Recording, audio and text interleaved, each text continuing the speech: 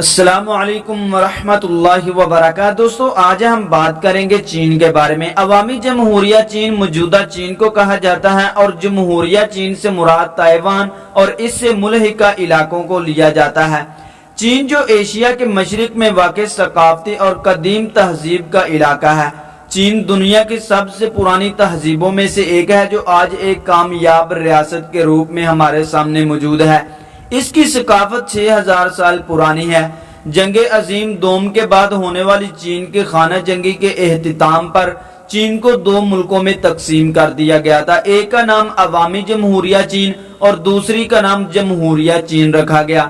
عوامی جمہوریہ چین کے ماتحت من لینڈ، ہانگ کانگ اور میکاؤ، جبکہ جمہوریہ چین کا کنٹرول تائیوان اور اس سے ملحقہ علاقوں پر تھا۔ چین کی تہذیب دنیا کی ان چند تہذیبوں میں سے ایک ہے جو بیرونی مداخلت سے تقریباً محفوظ رہی ہے اور اسی وقت سے اس کی زبان تحریری شکل میں موجود ہے۔ چین کی کامیابی کی تاریخ کوئی 6000 سال قبل تک پہنچتی ہے۔ صدیوں تک چین دنیا کی سب سے زیادہ ترقی یافتہ قوم اور مشرقی ایشیا کا تہذیبی مرکز رہا ہے، جس کے اثرات آج تک نمایاں ہیں۔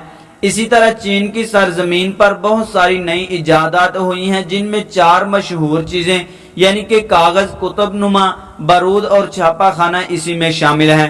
چین کو مینڈرین چینی میں چونگ گوا کہتے ہیں۔ چونگ گوا کا مطلب ہے درمیانی یا مرکزی اور گوا کا مطلب ہے ملک یا علاقہ۔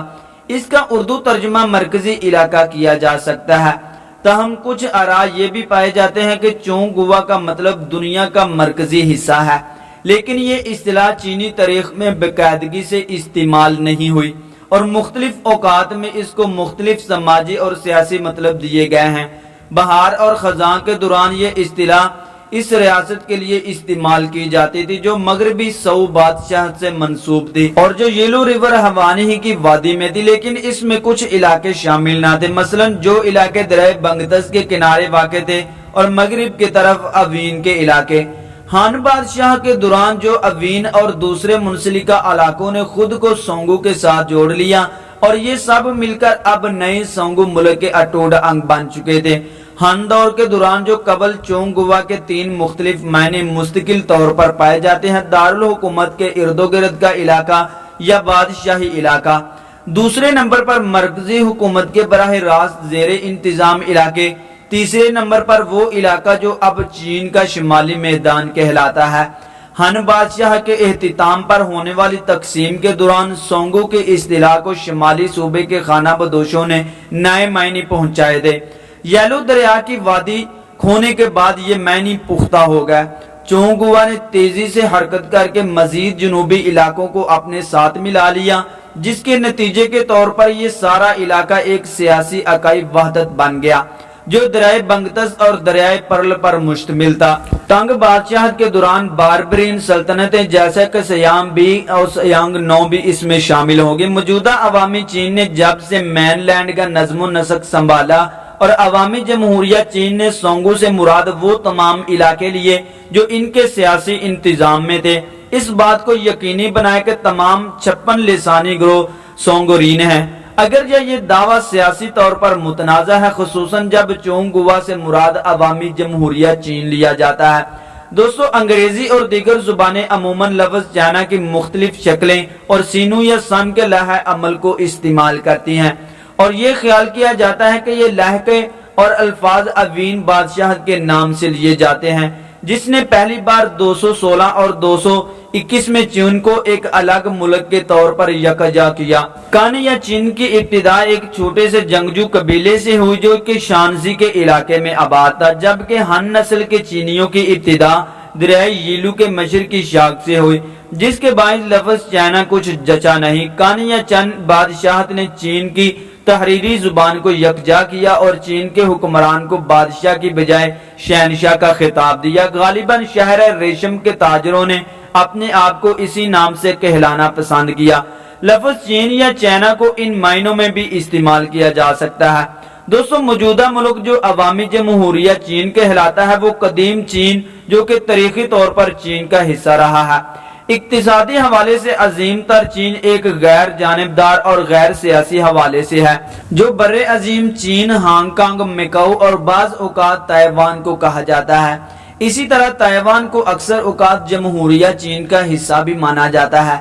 سینا لو جسٹس یا وہ افراد جو چین اور چینی قوم کا مطالعہ کرتے ہیں عموماً چائنیز یا چینی کا لفظ بہت محدود حوالے سے استعمال کرتے ہیں، جیسے کہ وہ سونگو کا استعمال ہن قوم سے وابستہ ہے، جو چین کے اندر اور باہر چینیوں کی آبادی کا کثیر حصہ ہے۔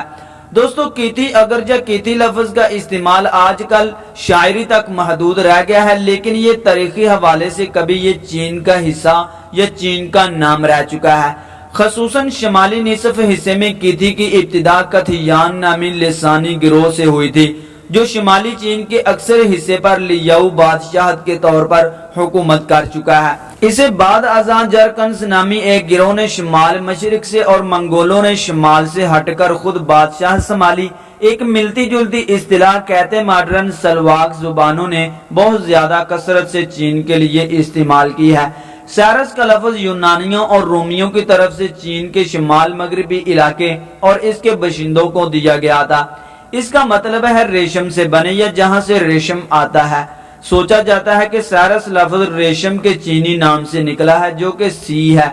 یہی لفظ لاطینی میں ریشم کی ابتدا بنا ہے، یعنی کہ سریکا۔ سینائی دنیا کے انتہائی مشرق میں رہنے والے سیرس کے جنوبی باشندوں کے لیے قدیم یونانی اور رومی نام ہے۔ سینائی کے حوالوں سے سینائی کے شہر کا تذکرہ پایا جاتا ہے۔ سینائی سے بظاہر یہی لگتا ہے کہ لفظ اپنے پیشرو لفظ سینو اور سین سے نکلا ہوگا، جو روایتی طور پر چین کے باشندوں اور چین کے لیے استعمال ہوتا ہوگا۔ چین کو انسانی تہذیب کے اولین مراکز میں ایک مانا جاتا ہے۔ چین کی تہذیب کو یہ شرف بھی حاصل ہے کہ وہ ان مادور چند تہذیبوں میں سے ایک ہے جنہوں نے خود سے تحریری زبان ایجاد کی ہے۔ دیگر تہذیبوں میں میسوپوٹامیہ، دیگر سندھی تہذیبیں اور مایا تہذیبیں، وار قدیم مصری تہذیبیں، چینی لکھائی ابھی تک چینیوں اور جاپانیوں کے زیر استعمال ہے، اور کسی حد تک کورین اور ویتنامی بھی اسے استعمال کرتے ہیں۔ چینی لکھائی واحد تحریر تاحال استعمال میں ہے جس میں ایک حرف پورے لفظ یا جملے کو بظاہر کر سکتا ہے۔ آرکیالوجی سائنس کی ایسی شاخ ہے جو کہ ایسی قدیم تہذیبوں کا مطالعہ کرتی ہے جو کہ ابھی تک زندہ ہیں۔ شہادتیں یہ ظاہر کرتی ہیں کہ چین کے ابتدائی باشندے تقریباً 2.25 ملین یعنی کہ تقریباً 22.5 لاکھ سال پہلے موجود تھے، اگرچہ یہ باشندے انسانوں سے ملتی جلتی مخلوق تھے جسے ہومو ایرکٹس کا نام دیا گیا تھا۔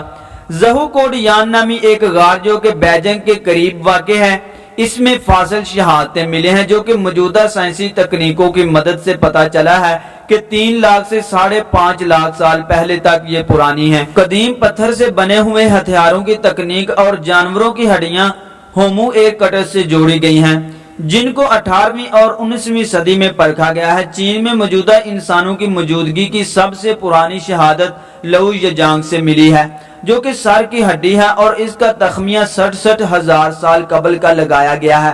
اسی طرح جزوی ڈھانچہ میناٹوگا کے علاقے میں پایا گیا ہے جو کہ 18,000 سال پرانا کہا جا رہا ہے۔ چینی ذرائع کے مطابق پہلی بادشاہت کا آغاز سیاہ بادشاہت سے ہوا۔ اس بات کو اس وقت تک ایک کہانی سمجھا جاتا رہا جب تک کہ تانبے کے دور سے تعلق رکھنے والی جگہوں یعنی کہ آرلیٹو جو کہ ہینن صوبے میں ہے اس کی سائنسی کھدائی نہ ہو سکی۔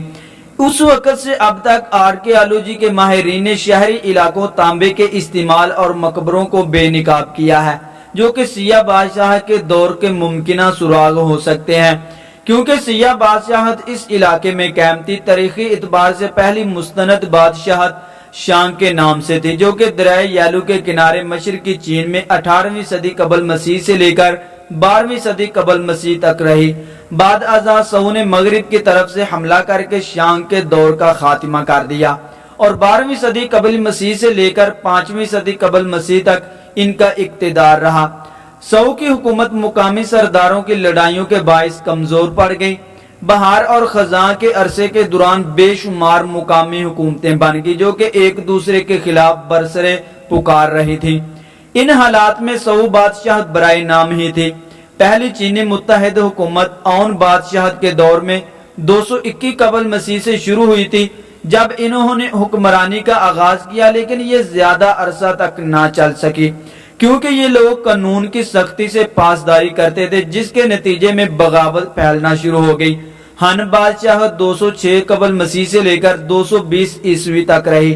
عوامی جمہوریہ چین کو 22 صوبوں پر انتظامی کنٹرول ہے اور تائیوان کو اس کا 30واں صوبہ سمجھا جاتا ہے، جبکہ تائیوان فی الحال آزادانہ طور پر جمہوریہ چین کی ہی حکومت ہے۔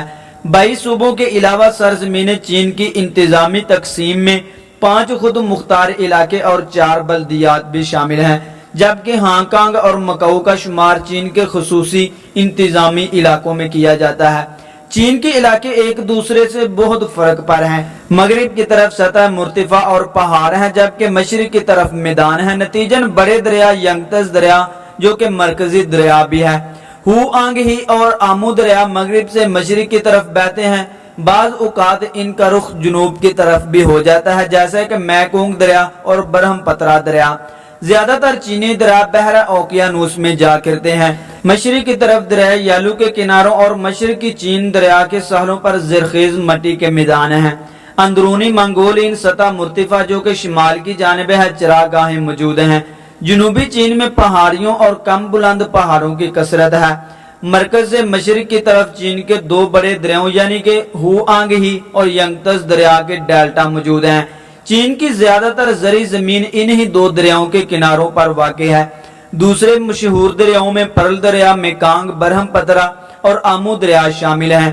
یونانگ صوبے کو میکانگ کا حصہ مانا جاتا ہے، جس میں برما، لاؤس، تھائی لینڈ اور کمبوڈیا اور ویتنام شامل ہیں۔ مغرب کی طرف چین کے زرخیز میدان ہے اور جنوب میں چونے کے پتھر پر مشتمل اونچے زرخیز میدان موجود ہیں، اور ہمالیہ بھی اسی طرف موجود ہے، جس میں دنیا کی سب سے بلند چوٹی ماؤنٹ ایورسٹ ہے۔ شمال مغرب میں بھی اونچی سطح مرتفع پائی جاتی ہے جو بنجر اور صحرائی ہے، جیسا کہ تاکلا مکان اور صحرائے گوبی، اور یہ مزید پھیل رہی ہے۔ کئی بادشاہتوں کے دوران چین کی جنوب مغربی سرحد انہی اونچے پہاڑوں اور یونان کی گہری وادیوں جو جدید چین کو برما، لاؤس، ویتنام سے الگ کرتی تھی، اسی کو مانا جاتا تھا۔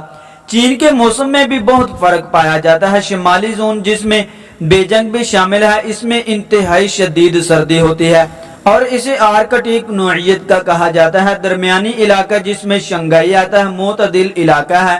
جنوبی علاقے جس میں کوانگ سو شامل ہیں استوائی نوعیت کا حامل ہے۔ لمبی خشک سالی اور زراعت کے پرانے طریقوں کے باعث بہار کے موسم میں آندھیاں آنا معمول بن گیا ہے۔ یہ آندھیاں نہ صرف جنوبی چین تائیوان تک جاتی ہیں بلکہ امریکہ کے مغربی ساحل تک پہنچ جاتی ہیں۔ پانی سے کٹاؤ اور آبادی پر کنٹرول 2 ایسے مسائل ہیں جس پر چین باقی دنیا سے نہیں ملتا۔ چین کی کل آبادی 1.3 ارب یعنی کہ 1 ارب 30 کروڑ کے لگ بھگ ہے، جو دنیا کی کل آبادی کا 5واں حصہ ہے۔